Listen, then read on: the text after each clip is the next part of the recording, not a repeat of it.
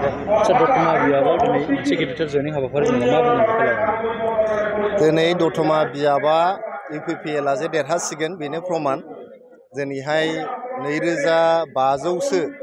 बावहाय बिभिन्न हान्जानि BPF नि जोंना GSP नि गुबुन गुबुन हान्जाफोरनि जोंनि UPPL आव जगदान जाफैदों दिनै दतमाल' नङा 40टा जे जोंनि BTR नि बिजाब दङ मोनफ्रोमबो बियाबावनो दले बले बयबो UPPL हान्जायावहाय जइन जाफैगासिनो दङ मानो होनोबा थांनाय 5 बोसोर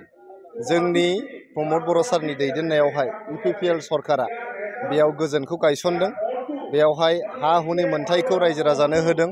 बेयावहाय मन्दिर बानायनो थाखाय गिर्जा बानायनो थाखाय 2 लाख रां आलारि सोरां बिथांखिनि आन्दाराव होदों सेल्फ हेल्प ग्रुपफोरनो माइनाव सोरां बिथांखि खालामनानै 75,000नि प्रथम किस्ति 25,000खौ होदों जोङो बाव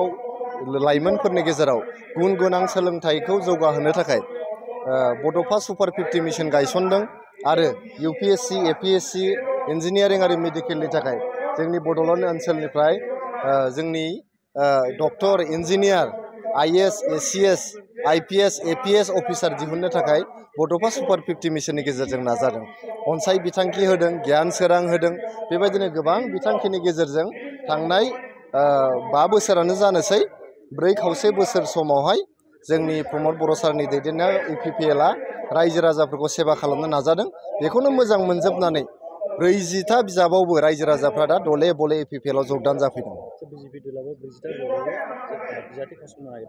BJPल' नङा जिहेतु जोङो सुबुं दारा जे खान्थिखौ बड'लेण्डआव जों गोख्रों खालामबाय डेम'क्रेसिखौ जों गोख्रों खालामबाय मोनफ्रोमबो हान्जायानो 40 समस्तियाव गेलेयो ना 30 समस्तियाव गेलेयो ना 10 समस्तियाव गेलेयो गेलेनो हागोन बिथांमोना मस्ट वेलकाम जोङो UPPL हिसाबै 40टा समस्तिनि 3200 भट केन्द्रफोरावहाय कमिटि दानाया जोंना जोबनानै थांबाय 2 जुननिफ्राय जोंहा बुथ सन्मेलन जागोन साफ्रोमबो जोंनि बुथ कमिटिनि सोद्रोमाफ्रा 2 जुननिफ्राय 40टा समस्तियावबो ज' जानानै 40टा समस्तियावबो देरहानो थाखाय जोङो मोनसे प्रिपेरेसन खालामगोन आरो जोङो हारसिङैनो सरकार दानो थाखाय गोख्रोङै हाबा मावलांनो जोंनो 2 जुननिफ्राय जोङो सागाफारा जागोन এটা ভাল ঘোষণা বঙাইগাঁও মেডিটেক এলাইট হেলথ ইনষ্টিটিউটৰ 2025 আৰু 26 বছৰৰ DMLT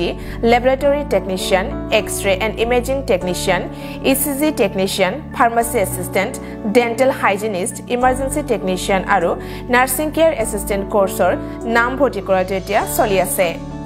নাম ভৰ্তি কৰা বিষয়ৰ বাবে জানিবলৈ ব্যক্তিসকলে 9395558676 নম্বৰত যোগাযোগ কৰিব পাৰিব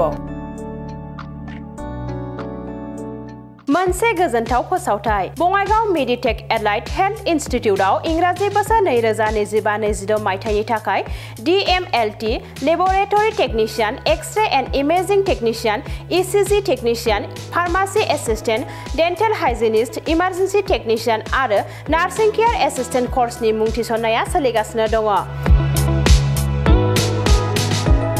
मुं थिसननायनि सोमोन्दै सुलाद लानो थाखाय 9395558676 नम्बराव फोनांजाब खालामनो हागोन